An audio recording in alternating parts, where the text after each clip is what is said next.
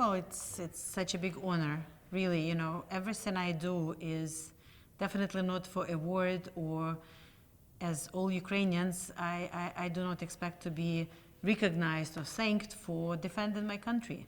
And this is what people do on the front lines. This is what people do everywhere in Ukraine and outside of Ukraine. But it is a big honor. And Cipher Brief have, you know, the whole team has been, you know, friends and brothers and sisters in arm, spreading the information, publishing the information, informing people here, but not only here, and working very closely with Ukraine. So to be called a messenger of freedom, I mean, it's a big responsibility, big honor, and I'm really grateful for this recognition.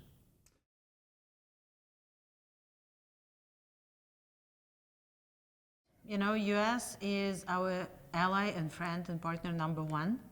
Clearly, with these 5 supplementary budgets now, with defense support, with budget support, even though it's not just the United States, European Union is with us, UK, Japan, there are so many friends, but we cannot do it without the US. So on the one hand, it is existential war for us, and we must win, and we cannot win it without our friends.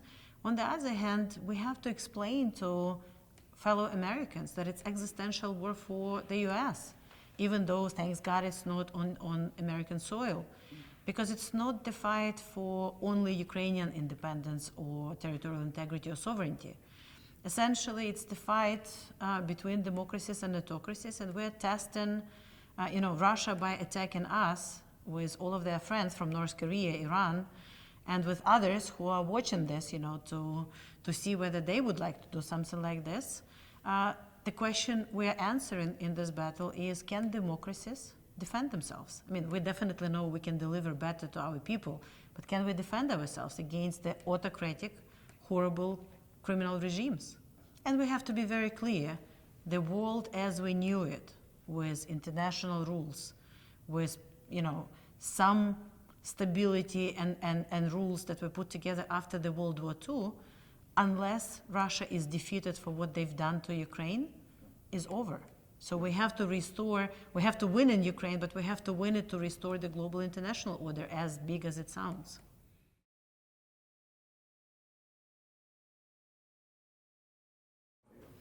Well, you know, people tend to think about intelligence as a community that is very closed, a community that gathers and keeps secrets, as a number of people said, and use them to the benefit of their countries, which is, again, the right way to do, and every intelligence community does that.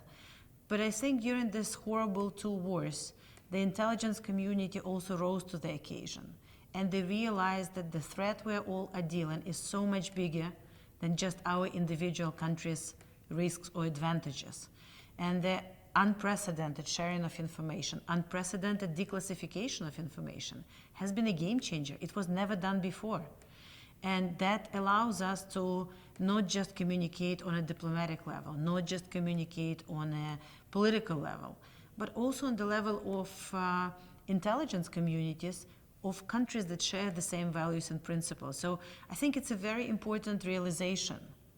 And as the former finance minister, we saw the same in finance and economic sphere. I mean, we all thought that we all are peaceful countries, and if we play fairly, and if we get, you know, all the Russias and other countries to actually participate and trade with us and do something together, they will become better as the result of it.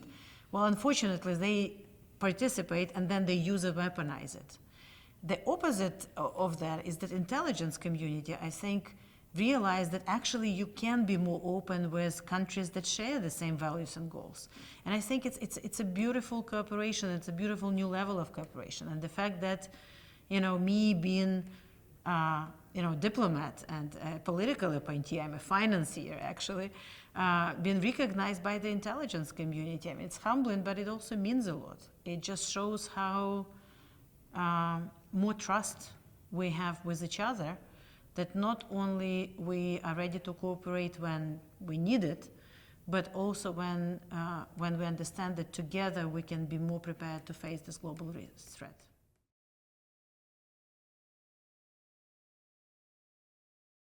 Every day is the day when it's tough, and then you have to find energy and inspiration to make it a day when you continue the fights. During the first days of this horrible re-invasion, and again, it's not something completely new to us because Russia attacked us in 2014. So we had, the hot period of war, and then, always, we've lost 15,000 people since 2014 until this invasion. But in February 2022, for the first couple of months, I would wake up every morning and I would think, was that a bad dream? Like, I couldn't believe that I'm seeing this World War I/World War II type of war in my country on a daily basis. Of course, the most difficult days probably were when my town was under Russian occupation. It was only 33 days. I mean, I say only. It was horrible 33 days, but it was only 33 days compared to Mariupol, which is still under occupation, or Kherson, which was under occupation for more than a year, or Crimea, which is under occupation for 10 long years. But, people back home inspire me. I mean, the missiles are not falling on us here. It's difficult, it's 24/7, but we cannot complain when people back home risk their lives and put their lives and fight on the front line. So compared to our brothers and sisters in the trenches, these are good conditions. We can do it, and we should do it. So it is difficult, and sometimes, when the decisions are not taken as quick as possible, the discussions are too long, we cannot convince our partners to provide us with some capabilities which clearly are needed on the front line. It is difficult. But, what other choices do we have? We don't have other choices. We only have one home, we only have one country, and we have to fight for it with everything we have. And we do not intend on giving up, as our president said on the first day. And, this is something that we repeat over and over and over a day. And, it's in the previous century, when Ukraine briefly was independent for 3 years before Soviet Union took over us in 1918, Ukrainian Republic became independent together with Finland and others. And the biggest motto for Ukrainians at that time, which remains, is death or liberty, which actually is not something foreign to the American people, the brave and free, the whole notion of fighting for your independence, live freely or die trying.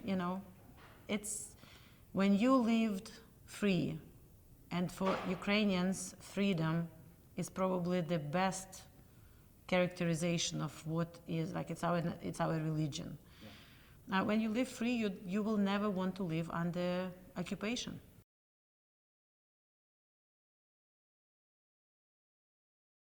Oh, that's weekly, daily publications, discussions, so many missions and delegations to Kyiv, and not only to Kyiv. It made a difference. It's one thing to read about it. It's totally other to go travel to Ukraine and see it with your own eyes. And Cipher Brief has always not only willing, but out there, putting themselves at risk, but also doing that so they can, on the one hand, inform people here, on the other hand, to analyze and understand properly what's going on, but also, very importantly, and we don't talk about that before, them being there provides such a reinforcement to Ukrainians who work with them. Being there sends a strong message. We are not just helping you from the US. We are with you. We are working with you. We are trying to find solutions with you.